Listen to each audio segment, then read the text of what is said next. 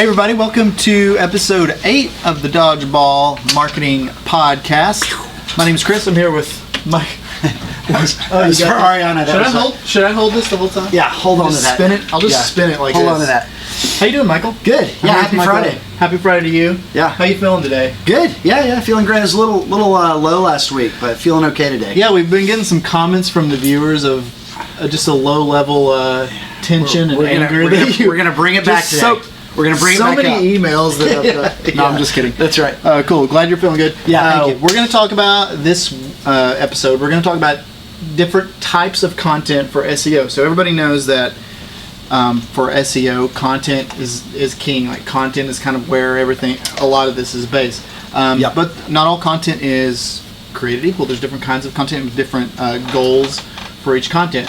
So that's what we're going to talk about, Michael. And I'm going to just kind of kick it off to you, like these different categories of content. And a lot of this most of this I would say is for local businesses. So you're in a specific geography, you have a specific service area that you serve. But a lot of it honestly can apply to more like national SEO, like you want to list for the entire country or the entire world. The same thing applies. But if you are affiliated with a local business, own a local business, definitely this applies to you.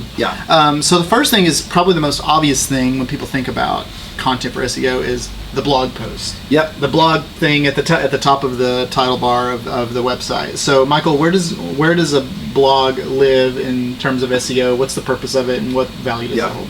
Blogs are good. They actually are kind of an easy catch-all. I would avoid using the name blog for your blog. I would pick something that's related to your industry so you get some good keywords in there.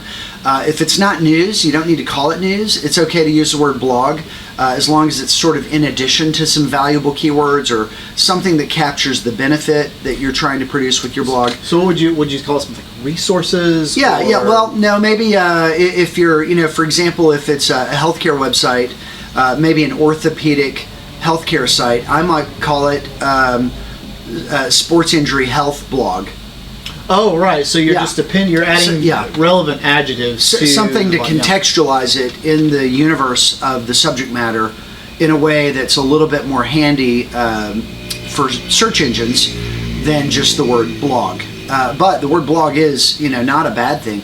A lot of times, if you tend to have more timely information rotating in your editorial schedule, then news is another word that you could use instead of blog. But for the most part, I would frame it up with something.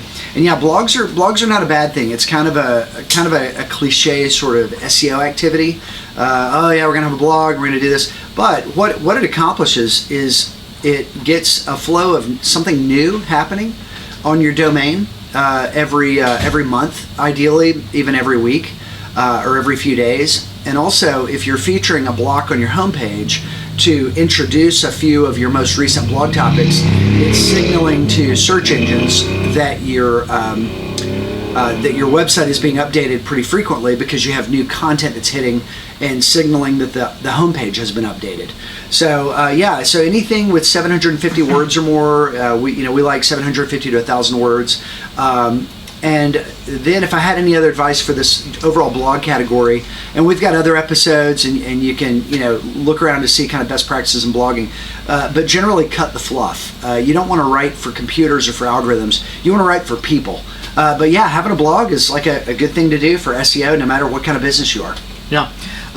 Next content type we're going to talk about is localization pages.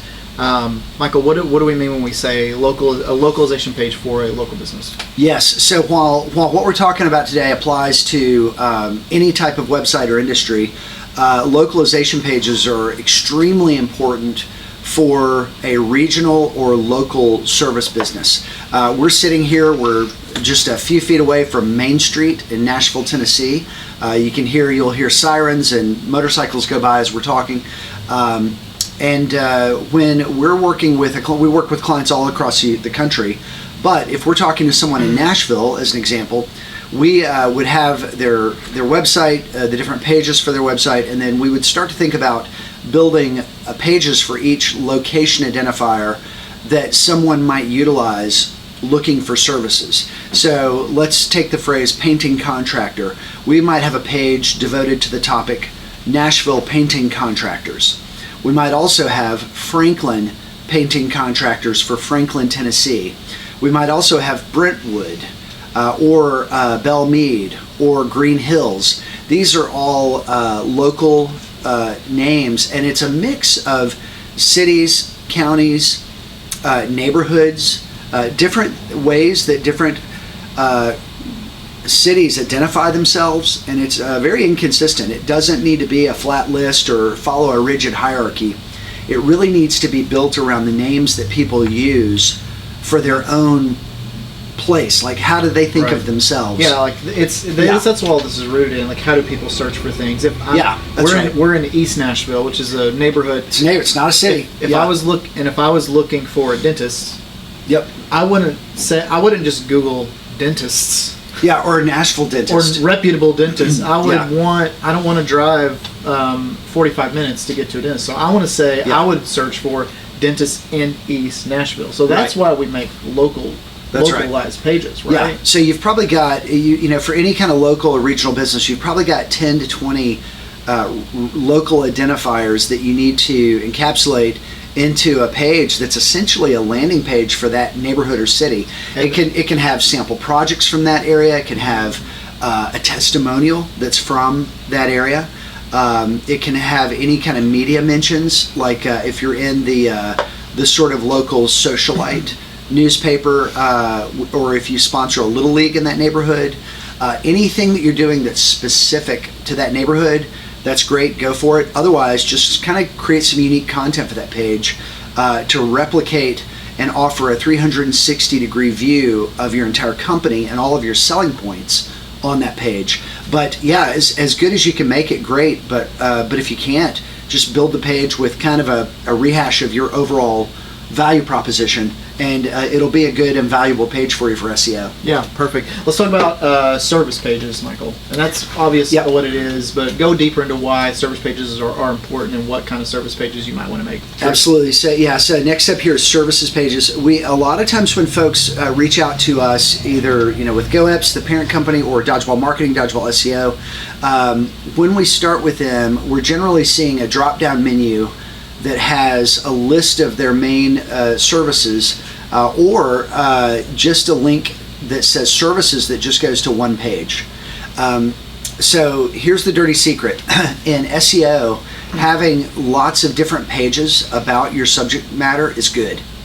And you don't want to get in the way of the user. You don't want to think of your all of your pages being something that the user has to drill through or sort of find their way down in a complicated drop-down menu. But not everything that we're talking about has to be built into that top nav. But in the top nav, it would be really good to have a drop-down menu just for services and have separate pages for each major service area. Yeah. And to do this in a way that is built around the pain points that your customers have when they are articulating what they need. If you have 2 or 3 different business units of your company, those may or may not match up with your services. Sometimes you can have different ways of thinking about things that are differentiated for reasons that are totally irrelevant to the customer. Like sandblasting may be a whole different crew, a whole different thing, and you may do it for surface prep or something. Or let's go back to the dentist episode. Yeah. Teeth whitening. Yeah. Like, it's the same dentist, the same techs that are kind of in there working, but for the customer, it's I want my teeth. So this is what I want done. For. Yeah. Like, they know that some dentist office somewhere does it. Yeah. But it's meeting them where they are, like you said. That's right. And that may be somebody who's looking for a new dentist or is new to the area. That could even be something that's not necessarily your big ticket item, but it's a good patient acquisition onboarding service. So that's a great example, Chris, because what you're really saying there is what is the problem the person is trying to solve, and start with that. Those are your services. Pediatric dentistry. Yeah, whatever's in your P&L as a separate business unit for whatever reason may or may not be relevant, but what are the big buckets of your customers for your business, and what are the main things, the main ways that they articulate their needs. Those are your services pages. And the answer is it easier to just have it all on one page, or is it better to have multiple pages? You don't want to hurt the user experience, but it's better to have lots of pages. Yep.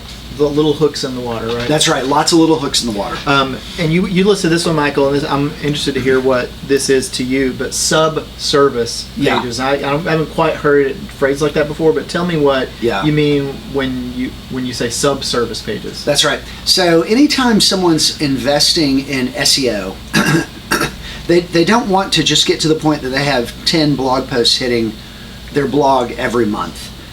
You can kind of overdo it on the blog tactic.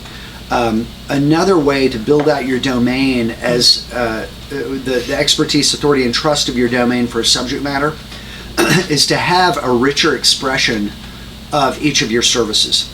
So typically on a services page, when it comes to us and we see it for the first time with a new Dodgeball SEO customer, we'll see that they have 2 or 3 services pages, and then those services pages might have a bulleted list in there, maybe in 2 columns, maybe 3 columns, but a bulleted list that says, here's what this service includes. And so if it's something like a commercial painter, they may have surface prep, sandblasting, site prep, site cleanup, lots of different facets of doing the service. Some things that are kind of services on their own, other things that are sort of clustered together to make up the overall service. But guess what? All of those bulleted items can be separate pages.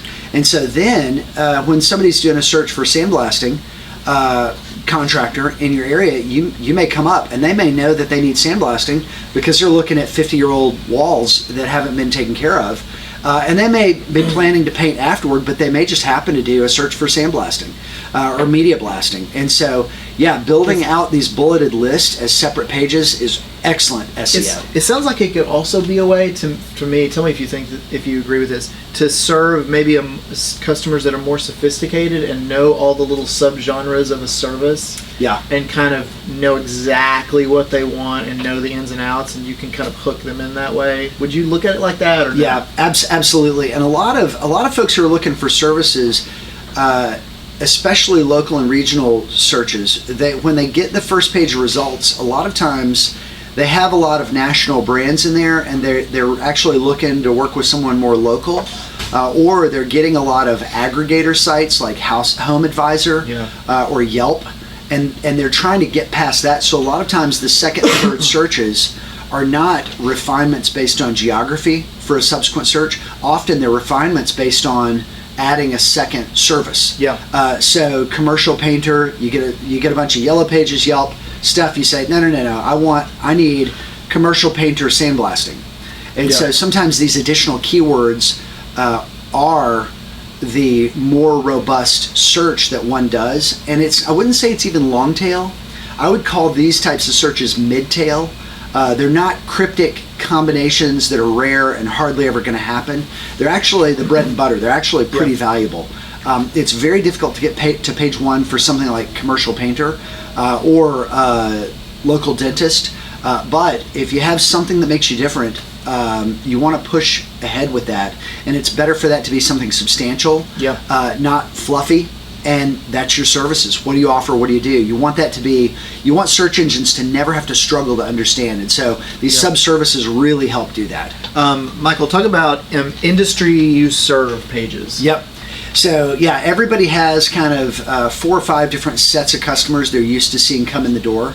And just like localization pages and services pages, these pages are essentially a landing page for someone looking for someone who works with their industry.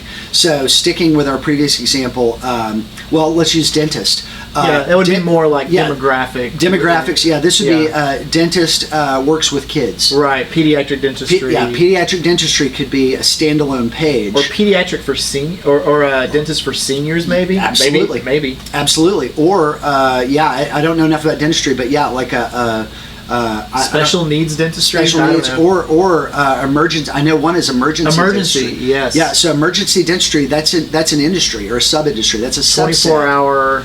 Yeah. Yeah. That's a subset. And so Yeah. for somebody like It's more. This is probably more applicable to like B2B services, though, right? yeah, I think it is quite often, but I think the same logic can be applied to B2C. Right. Because it's about who they serve, not what they do. Not what they do, but what categories of the universe they connect with well. Painters for gymnasiums. For painters, it's going to be higher education. Yeah. Education. We've got painters in places like Boston and Chicago who do a lot with food and beverage industry. So they have different certifications, different ways of doing things. Right. And they have industry pages for those industries. Yeah, great example. Yeah. Last category here is support pages. So these are about contact pages, things like galleries. Yeah. How can people use those pages, Michael, to enhance their SEO? Don't forget that Google's looking for at least about 300 words for Google to even feel that they've got a page that's indexable. So your contact page probably has too little content. Your gallery pages probably have a lot of great images but no text.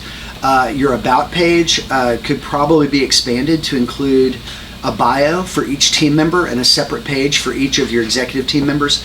So these pages are sometimes kind of considered throwaway pages or not really an opportunity for SEO, but we like to expand them and make the most of them. So don't forget supporting pages. Yeah, bulk them up, make them valuable. Yeah. Make them more valuable to users and search engines. Great. Well, that's all we have, you guys, and really that list is basically covers almost everything. If you're a Really local valuable business, list, yeah. Any page that you want to make that has SEO value is in those categories. It's a really great primer if you own a local business to hit all those 6 types of pages. So that's all we have. We'll see you on the next one. Excellent. Thanks, Chris.